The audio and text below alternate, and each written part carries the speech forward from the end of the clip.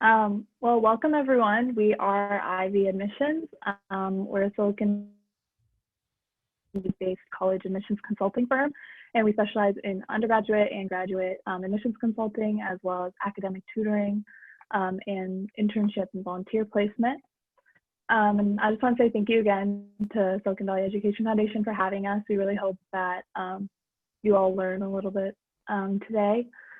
So my name is Danya Sohail. I'm the Director of Student Relations for Ivy. So I help with the day-to-day stuff, make sure everything runs smoothly, and some administrative things as well. So I'm going to introduce who we have today. So our CEO and founder, Diana Ijaz. Like she said, she has been working in college consulting for over a decade now. And she went to University of Michigan for her undergrad and got her MS and MPH from Tufts University, and she is currently a PhD candidate at Columbia University.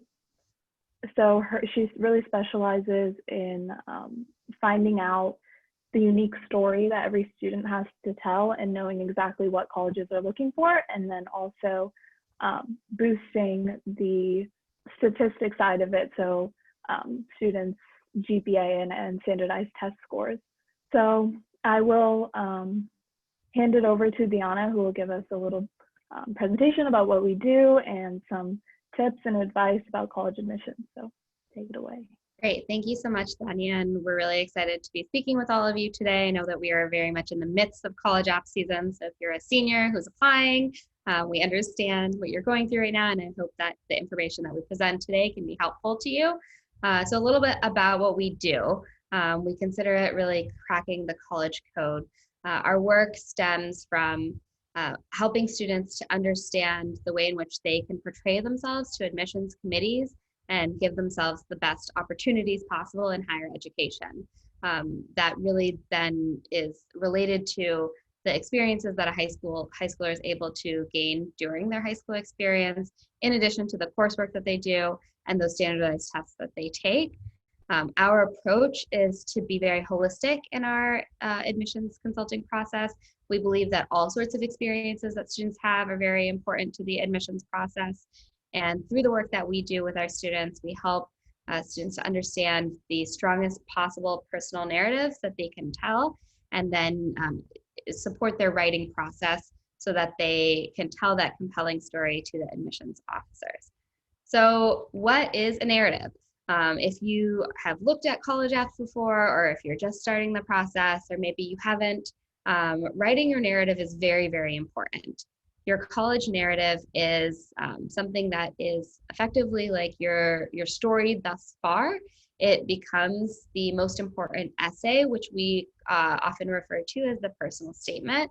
And colleges really want to know about you. They want to know what you've done in high school, but they want to know what makes you unique.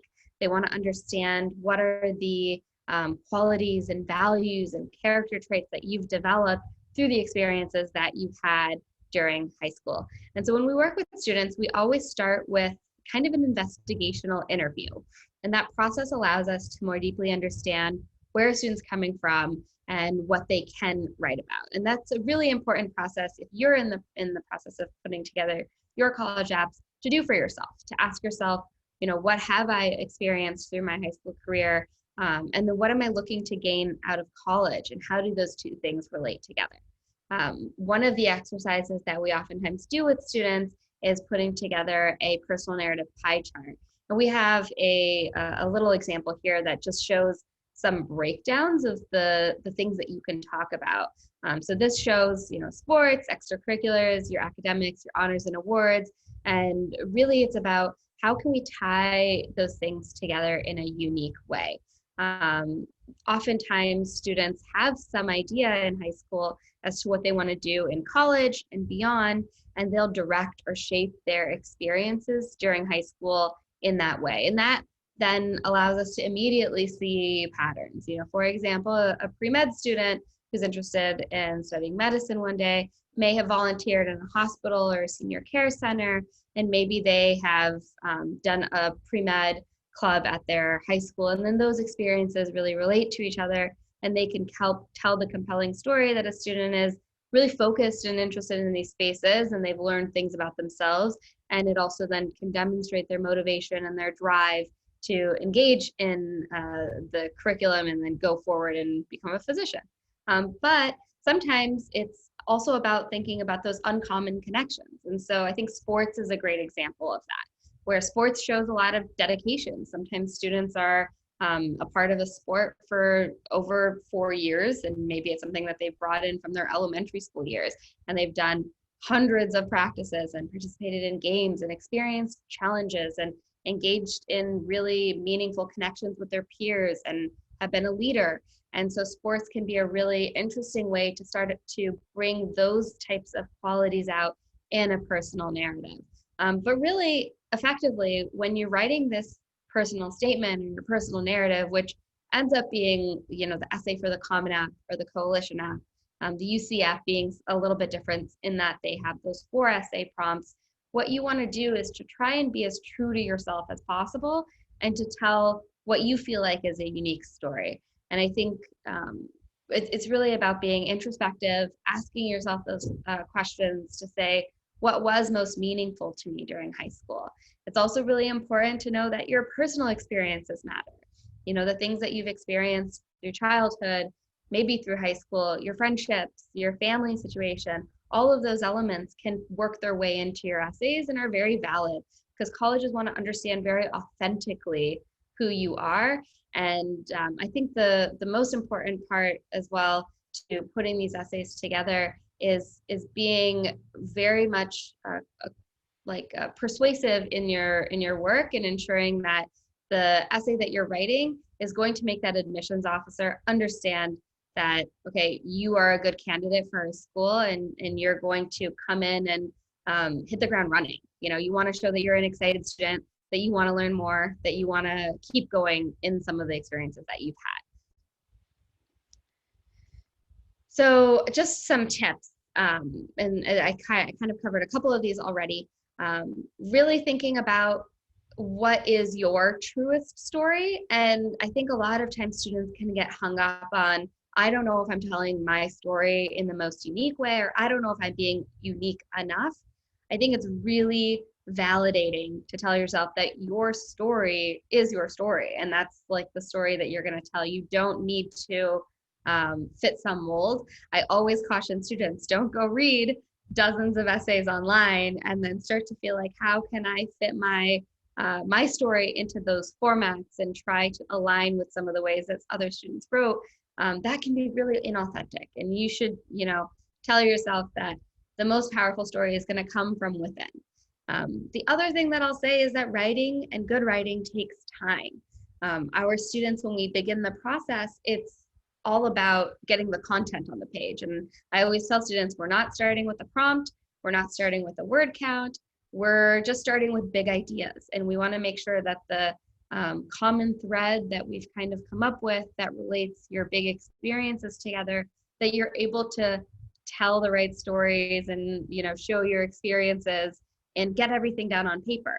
And that can be liberating, not to feel restricted in your writing, that I need to fit everything in 650 words, or I need to do flashbacks as I'm writing. It's really a great idea to write without bounds and write as many words as possible in your first draft, and, give yourself as much content to work with. And then understand that writing is a process, and shaping your essay takes time. And once you have the content down, you can start to decide, what are the strongest elements of the content? What can I eliminate? And you're able to then edit and then start to think about, okay, what can my hook be? What can the interesting narrations be? How can I make my admissions officer laugh while they're reading my essay? That stuff comes after, but it's really about getting that content down first. And then a really important point is to show rather than tell. You may have had, some really amazing experience in a competition during high school and want to just state that you won, you placed third in a competition, and it was really amazing because it was your school's first time placing in that competition. well, that's telling us something, but it's not showing us, why did you place third? What did you do differently that allowed you to get there? Did you have to work really hard? Was it very challenging for you? Like those elements, really showing us your process, showing your experience, giving us emotion. That's what makes really powerful personal statement writing. And then it's really then important to think about what is driving you for your academic conditions and how have you been impacted by your experiences, reflecting on questions like that, especially in a conclusion part of your personal statement can be really important. And I think the last thing that I'll say when you're writing a personal statement, there is no one format to follow. It does not have to be a 5-paragraph essay. It doesn't have to be a singular story. It can really be in any format that you like and that you feel like can most strongly represent your story. But my biggest piece of advice is to make sure that even if you go with a story route and you're going to tell one linear story, just make sure that there's some organization in it, because your admissions officer reads hundreds of essays and they read your whole application in sequence, and they want to make sure that they can follow. You want to make sure that they can follow your essay. And the other thing that I will always tell students is that you're going to have several admissions officers who are reading your essays. It's not just one person. So you have to kind of be confident that whoever's reading your essay, and if 10 people read your essay, that all 10 people will have understood the point. So that's my caution against being too creative or too outlandish with the approach. But I will say that creativity is very important in this process. So really strong essays, they go deeper than that surface level. Really making sure that you're being persuasive and you're being detailed, but you have that deeper meaning. That meaning can be conveyed in fewer words. So it's not about being reflective for your whole essay, but having a few key sentences that are delivering the points that you want your reader to walk away with. That maybe you grew because you didn't make captain in your soccer team, and like your personal reflection of your growth in a single sentence can be so powerful that your reader can walk away with that impact and that learning about you. And really, it's about quality over quantity with your essays. So why does all of this matter? It matters because it is incredibly competitive to get into college these days. And it's something that I think is really worthy of change at this point. It's not, I think that the college admissions landscape has become, unfortunately, too competitive. But it's important to be aware that this competition that is growing really does value those powerful statements. And that's where I put that huge emphasis on the writing process, because while you have your excellent grades or your really powerful SAT or your ACT scores, these metrics just allow admissions officers to see you in different kind of categories of students. But it is the writing that you do, and then the recommendation letters as well that come from your teacher or teachers that allow you to stand out. And you have to realize that your essays and your materials are kind of looked at front to back, and you want everything to feel cohesive. And so that's another point that I always make when students are putting together their applications, is that once you get your personal statement down, once you start on your supplements, you need to make sure that you don't want to be repetitive, but you want to make sure that the essays work together. That if I read the supplement, I feel like I've learned a little bit more about the same exact person. What you don't want to do is to start telling like isolated stories that feel fragmented. And that can be a big mistake in college app writing. So now we know that it's very competitive in the landscape, but how do you understand where do you stand when you are picking colleges? So you may have heard this before, that you can kind of categorize schools into reach, match, and safety schools. So reach schools are the schools that your scores and your grades are below average. And so what does average mean? When you Google a school, or US News is really good about putting out details on a yearly basis. Also, many schools self-report these details. what you want to look at is the 50th percentile for the SAT, ACT, and GPA, and then see how you fare. Are you above those values? If you are above those values, you're looking at a safety program. If you are at those scores, then you are a match candidate. And if you are below those 50th percentile reported scores, then you are considered a reach candidate at those schools. Why does that matter? Well, it's really important to consider how you develop your college list. You want to make sure that you're applying to mostly match programs, a couple of reach programs, and then a couple of safety programs. This distribution of reach, match, and safety is not a formula that anyone's going to hold you to, but it is my experience that when you distribute your schools in this way, your college application process is a lot more exciting and also rewarding. Because with reach schools, you know, it's, even though you can put your heart and soul into your essays, if you are too far away from their admitted student scores, it can be disheartening to get back like a rejection or a deferral letter from the schools. So I find it really valuable to focus on match programs and get excited about match programs. Another thing that I tell students is that even though there's a lot of emphasis on these top tier schools, a lot of programs, you know, there's some amazing public universities in our country that have a lot to offer. And so one thing that we focus on with our students is, once we know a student's drive, you know, where do they want to, what do they want to do with their lives? What do they want to study? We're then able to help them evaluate schools and understand what are the different aspects of a school that are going to serve them. Because even though the value proposition of the way in which college apps are structured makes you feel like you're asking for a school to please admit me, in fact, you need to actually know, am I going to get value out of the college when I go there? And that's something that I, you know, take a lot of pride in making sure that our students know that, and our students go in and they know, I'm going to do this research opportunity, I'm going to join this student organization, I'm going to take these classes, I'm going to try and join student government. And through these experiences, I'm going to be more prepared for my outcome of like a job or graduate school or whatever you want to do after. It's really like, what are you going to gain out of that experience?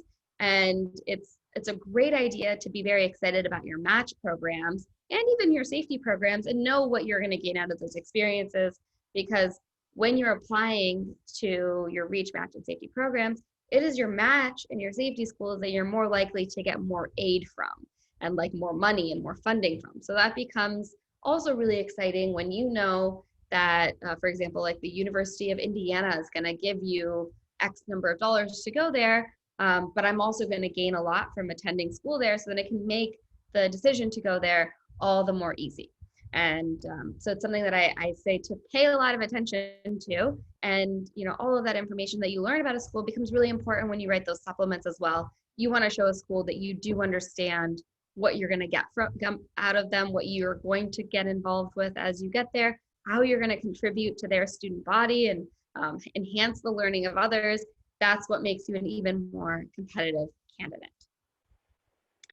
So I'll talk a little bit about aid now, because that's kind of where we just ended off.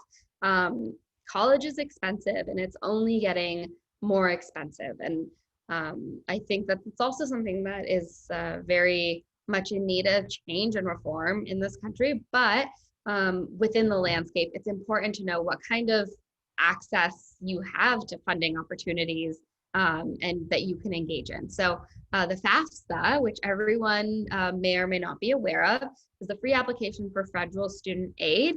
This is something that's put out by the Department of Education on a yearly basis. It's a form that you fill out online. It's not too cumbersome to fill out, but it does require some input from your parents or guardians. So it's a good idea to have them involved when you're doing it. It will ask about income, assets, etc., in order to make you eligible for federally subsidized grants and loans. These are the most important funding sources that you will want to take advantage of. Students oftentimes are kind of focused on what are the scholarships that I'm going to get, like thinking outside of grants and loans. But what's great about FAFSA is that it's going to admit you into a pool for lots of funding opportunities. And with the grants you never have to pay back. So those are like the best to get. Loans, the Department of Education loans are going to be the best interest rates that you can get. So it's great to take advantage of these before you take advantage of any private loans. In addition, colleges that you're applying to are going to look at your FAFSA in order to determine if they want to give you any aid. And that kind of speaks to the point that I made about the match schools, your match and your safety schools, and sometimes your reach schools as well, but more so the match and safeties are more likely to look at you as a very desirable candidate that they want to actually give some money to encourage you to attend. And it's your FAFSA that's going to help them determine how much they're going to give you with respect to need-based aid, but they very well may also give you merit-based aid. And that's a great thing for you to take advantage of. Scholarships. So where do you get scholarships for? So I have an example here, the Reserve Officers Training Corps, or ROTC. That is a very popular scholarship or funding source that offers a pretty sizable amount of funding depending on how you engage in the program. But outside of that, you also can always apply to private grants, grants and scholarships. Like the word is almost interchangeable. Both mean money that you don't have to give back. Technology companies, other large companies, foundations, universities will offer scholarships. And what's really interesting about the way in which scholarships and grants are offered in the US is it's not outside of the FAFSA that submits you into a pool of funding. Everything else you kind of have to seek out for yourself. So my most ambitious students apply to, dozens of scholarships. And I always give the advice that you want to apply to as many small scholarships as possible that fit your profile very specifically. So think about, your ethnicity, your religious background, maybe any of your identities, intersectional identities, any experiences that you've particularly had, things you like, sports that you've been a part of. Like, what are the personal qualities of you that can align with some scholarships? So what we do for our students is we'll give them a very customized scholarship list. There are so many places online to look for scholarships. So Google is your friend in this to comb through some long lists that exist. There are some books that exist that you can buy on Amazon that have a pretty sizable collection of scholarships. But it really is about reading the fine print, seeing if you qualify, understanding the deadlines, and then applying. And apply. Most scholarships and grants are typically due around the spring timeframe, like after college apps, but some are due earlier. You can even be applying to these things as a junior or a sophomore in high school, so it's something to look at as long as you're eligible. And when you're applying after college apps, what we do with our students, we help you recycle essays so that you're not rewriting like a bunch of new material, which can be a lot of work. You're actually just tailoring a lot of the essays that you've written and submitting them. Very important to know that scholarships will oftentimes require letters of recommendation, and they always have different formats, like send a PDF, send it through this link, have someone sign and mail it. So you need to, really engage with your recommender and make sure that they're willing to go on this journey with them, telling them that this is super important to you so that you can gain that funding, and endearing them to the process is good. And then always thanking them, because it's a lot of work for them to do. And then the last thing I'll touch on with respect to funding sources is honors programs. Honors programs can oftentimes reduce your tuition cost. The City of University of New York system has an honors college that gives free tuition to every in-state student who's accepted. There's a lot of examples of this, so do check out your schools at the prospective schools that you're going to apply to. Check out the honors programs that they have and see if there's funding that's associated with those. And I'm going to turn it back over to Danya now. So thank you for listening. Great, thank you so much, Diana. And don't worry, we'll have time for questions at the end. I'm just going to introduce our student panelists, and feel free to, I know some of you have dropped some questions already in the Q&A, so feel free to, as you think of them, ask any questions. So one initiative that we started is we partnered with SCEF to start a educational equity campaign. And we kind of wanted to do this in the wake of everything going on in our country right now. And I mean, for like years and years, people of color and minorities have not been able to have the same access to educational resources as others. So we wanted to make sure that everyone is getting equal access and has the support that they need, especially since Deanna said it's so competitive and so like hard to get into college these days. So that is kind of where we met Nellie. So Nellie is our student panelist, and she's been working with Ivy Admissions for a few weeks now, I think. And so she can tell you a little bit about herself and her story and her experience with us. So I'll turn it to you, Nellie. Thank you, Danya. And hi, everyone. I'm so glad to be here and to give you a little bit more insight on what it is to be a student going through the Ivy admissions process. And just to piggyback on Deanna's little speech, or I don't know what to call it, but anyway, I think that one key takeaway is definitely schools look at you holistically, and one thing that I learned through Ivy admissions is that you also have to look at the colleges you're applying to holistically as well. It's not just one thing that's going to drive you and that's going to be the end all be all. But there are many programs, there are research opportunities, it's the environment, the class ratio, and it is of your best fit and not the rankings necessarily. And so that is one big thing that I am working on right now as I'm creating my college list. But yeah, anyway, just to introduce myself, I am Nellie Serrano Rivas. I go to Oakland Military Institute. If you can see here in the back, I have like my hats or caps, berets.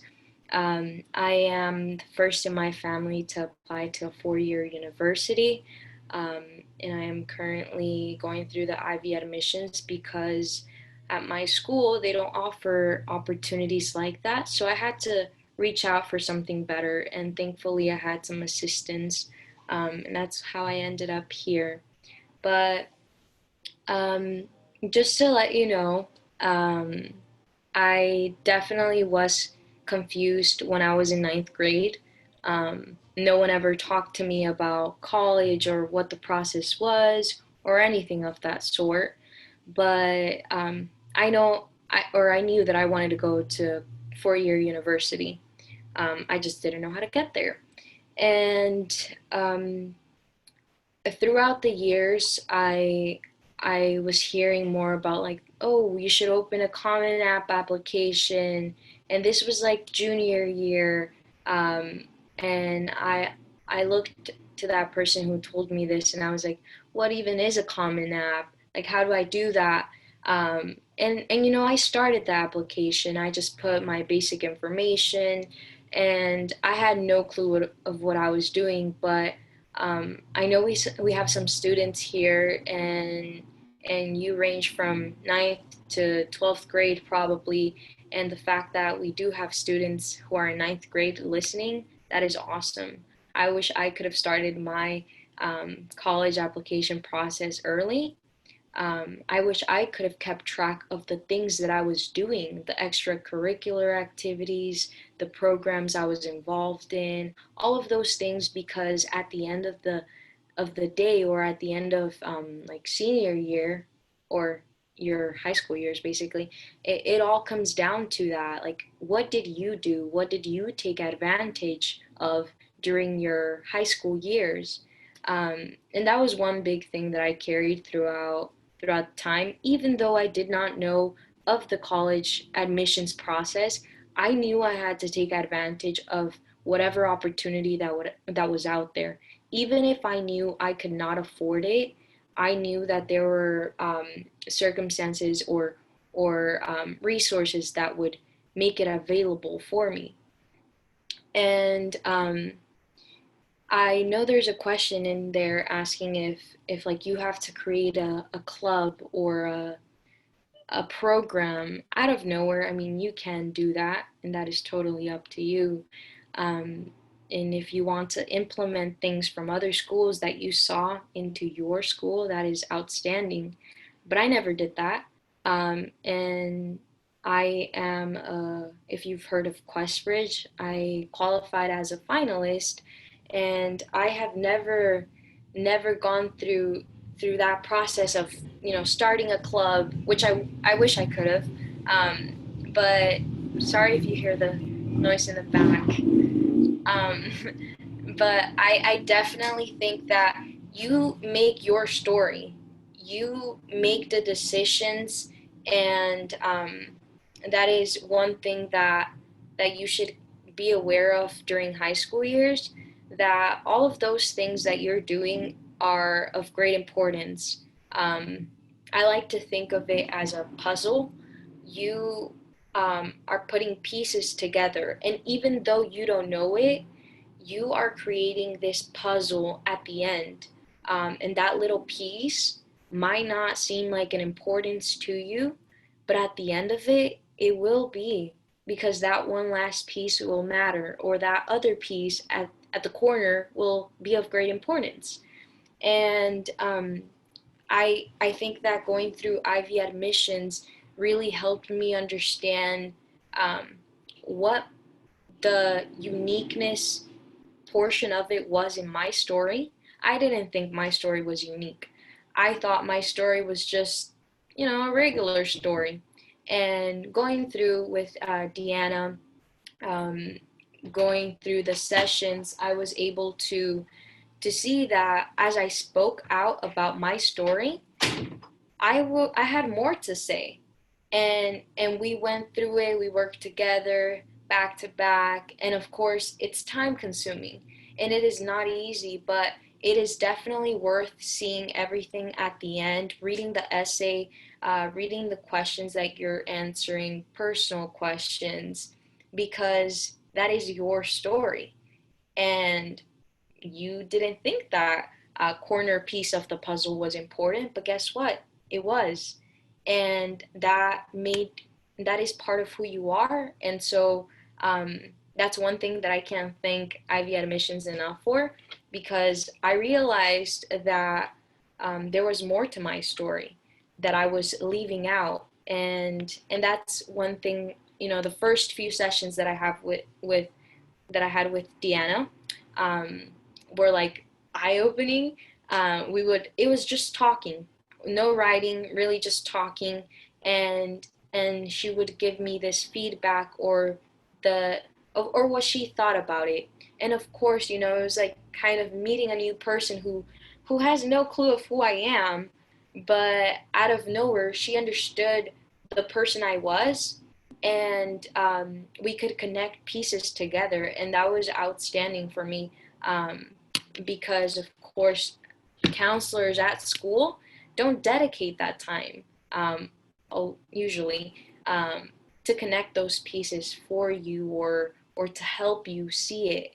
And I think it's great assistance. I think it's absolutely amazing, and you knowing about this is crazy. I wish I would have known about it, but now I'm here, and all I can say to you is definitely take advantage of any opportunity you see out there, this being one, and you make the best out of it, of course. So that is all for me, but thank you so much. Thank I'll you pass so it back much. to Dan. I think we are ready for questions. Thank you, Nellie. That was And very powerful.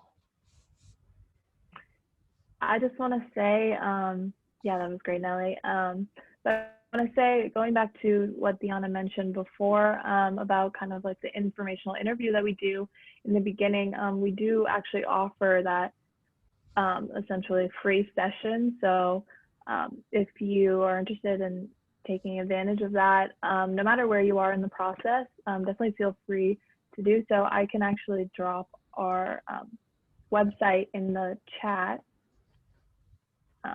just for you guys to reference. But yeah, so we can get to questions now. Any questions that you have either for Nellie or Diana about the college admissions process?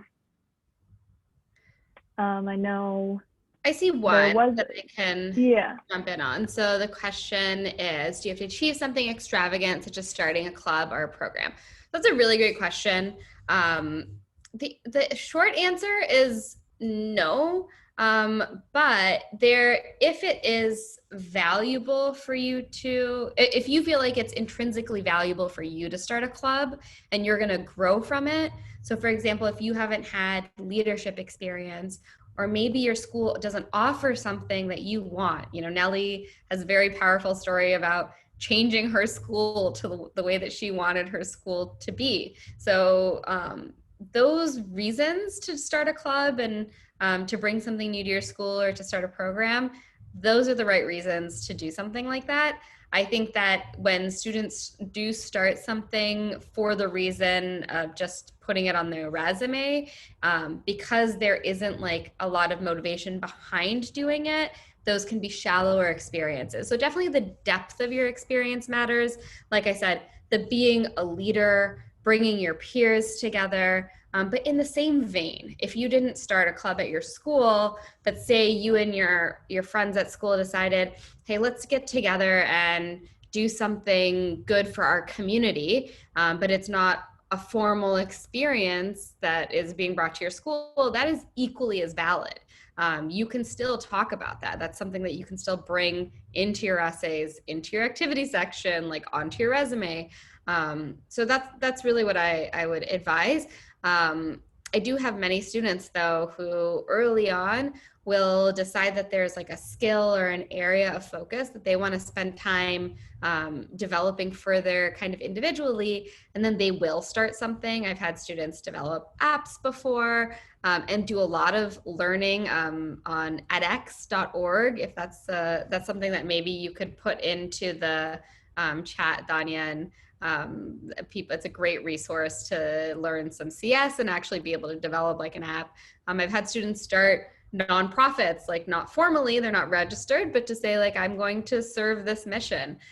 Those types of initiatives can be really, really valuable, especially if they mean something to you. So we have another question here. When is the deadline to apply for FAFSA? So that's a great question. The deadline is before you enter college. So it's basically rolling. It's not something that is you're ever going to be cut off from applying to, but it opens up in the early fall, and it is highly, highly recommended to apply as early and submit your FAFSA as early as possible, because colleges then, as soon as they receive your application, and especially for those schools who are doing like rolling admissions or your applied early action, if you become a candidate and they're going to give you an acceptance letter, they can already be processing your FAFSA and figuring out what aid am I going to give you. So it's not something that you want to wait on, but your senior year, it opens up in early October typically. So it's already open for seniors. And so you can go to, you can Google FAFSA, or I don't know if you can find that link also, Danya, and give it to everyone. But applying as early as possible is really valuable. And that's what can allow you to gain access to some of that funding that I talked about. So we have another one.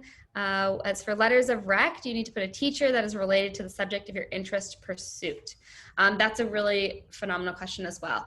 It is very valuable to have a teacher who can speak to your academic interests that you want to continue pursuing. So say you are a STEM inclined student, it is really valuable to say, I'm going to ask my math teacher or my chemistry teacher, even if you're applying to computer science. So someone who can evaluate your analytical abilities.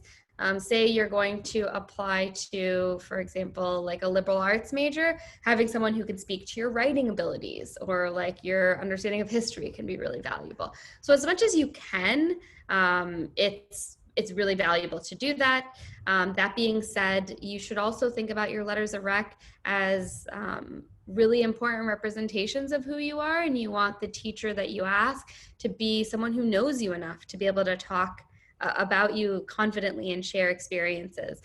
We go through a really specific exercise with our students, and I'll share a little bit about this because it's something that anyone can implement. It takes a little bit of effort, but effectively you can think critically about who you are going to ask and why.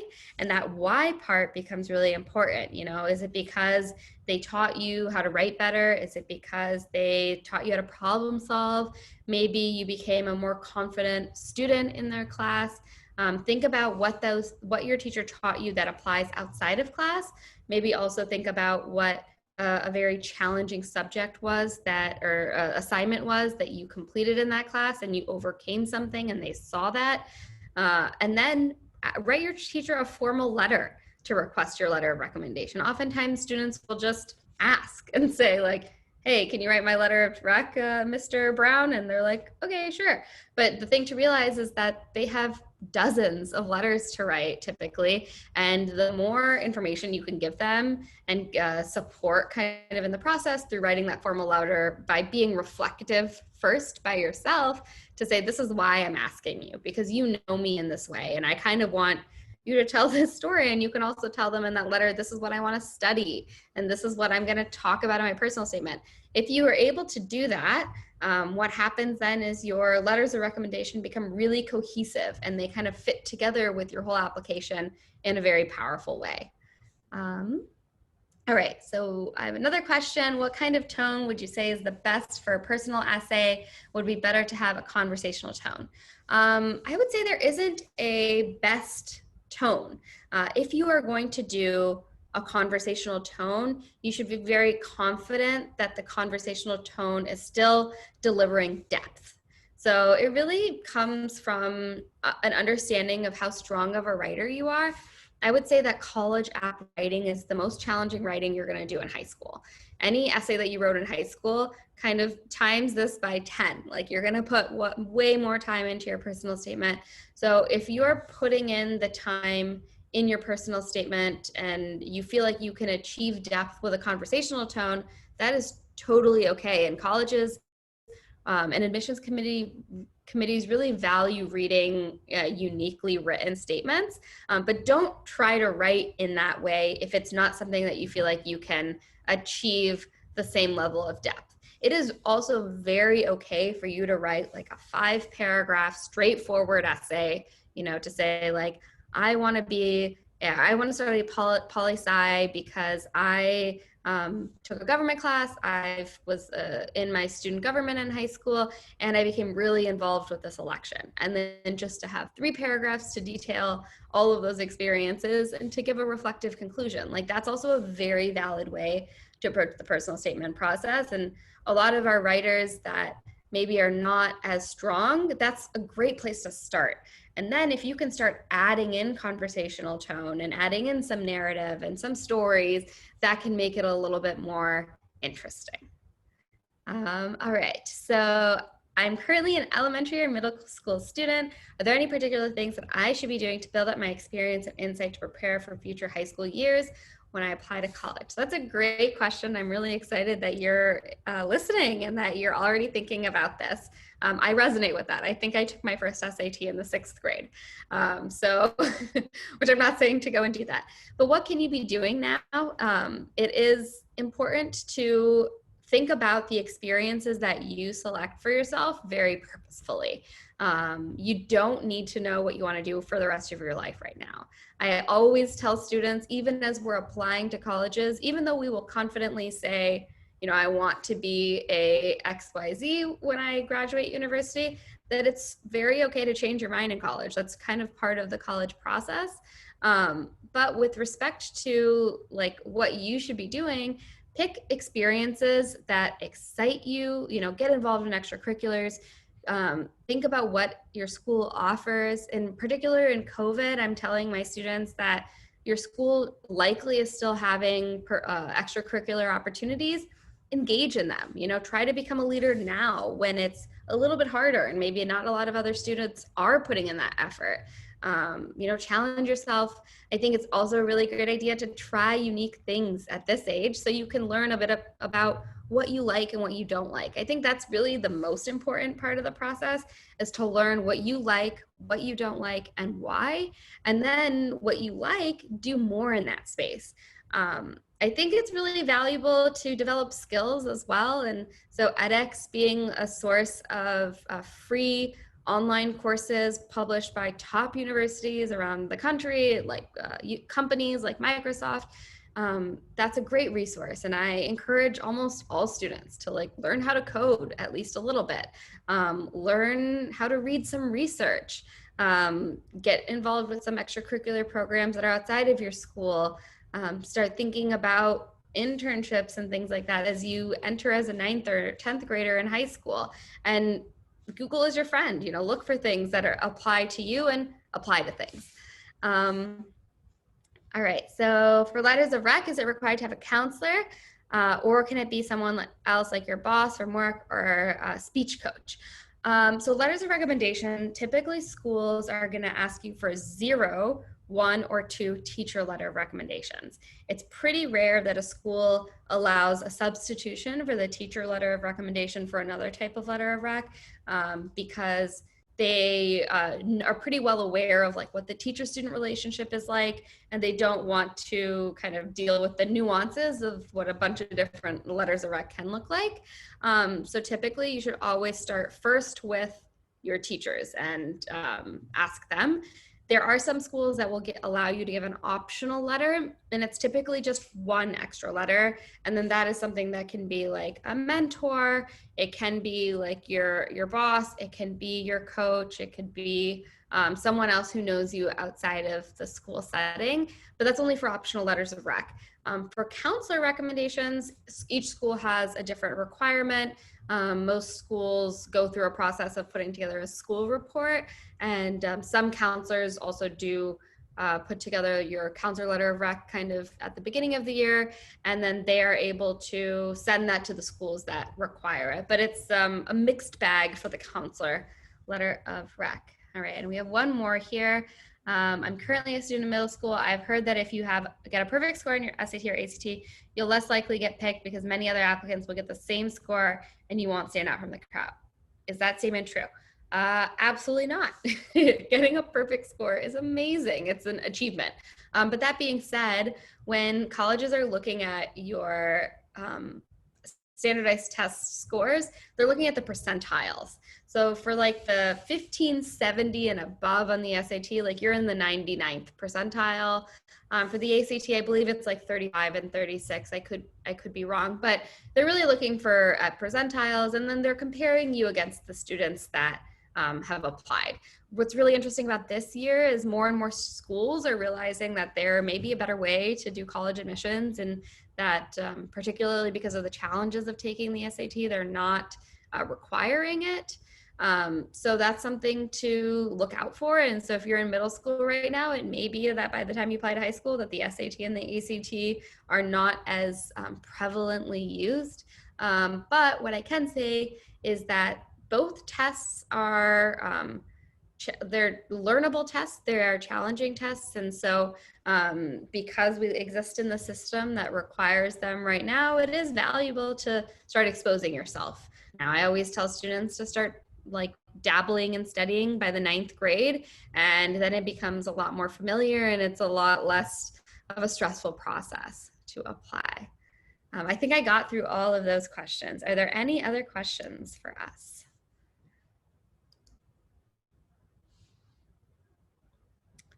Awesome. So I would just like to thank everyone who is here. I will. Sorry, is there one more? Yeah, I think we got one more. Oh, I see that. Okay. Because of COVID-19, will the high school class of 2022 be required to submit ACT or SAT tests? So that is really dependent. What happened this year is that I would say about 70% of schools are waiving the requirement at this point because tests have just been getting canceled left and right.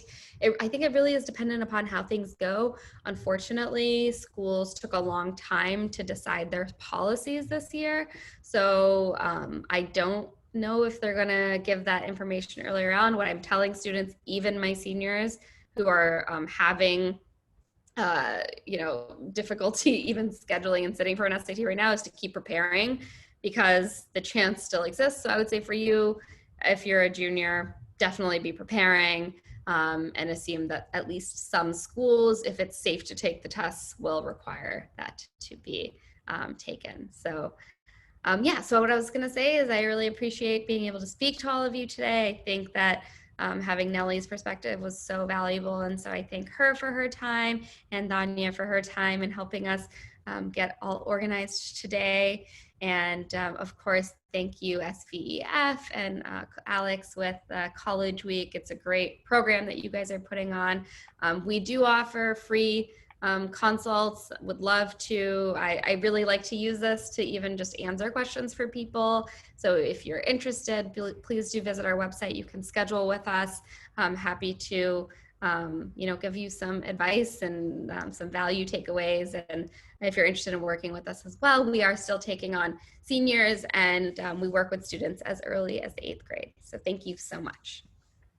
Deanna, I'm not sure if we have time, but I just wanted to, someone asked in the chat if you could speak again about the formal letter asking your teachers for the letter of recommendation. If we have time, you can quickly answer that. I just want to make sure no one. Oh, I don't. It was in the chat, like I think Q&A. I put it out your poll. I'm so sorry, Alex.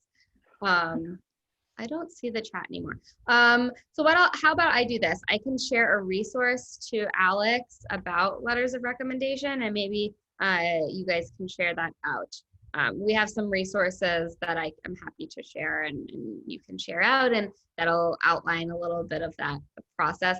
We also have a book on Amazon. It's called Cracking the College Code, and maybe I can share a link to that. That has a lot of in-depth information as well. I did cancel out your poll on accident, Alex, so you may need to put that back up. I think I still have some votes coming in, so I think it might be okay. Okay. But sorry, just really quick, there is a poll up. Like I said, your feedback is super appreciated and helps us have an even better college week next year. If you guys don't mind just taking a second or two out of your time to answer those 3 questions there, that'd be appreciated.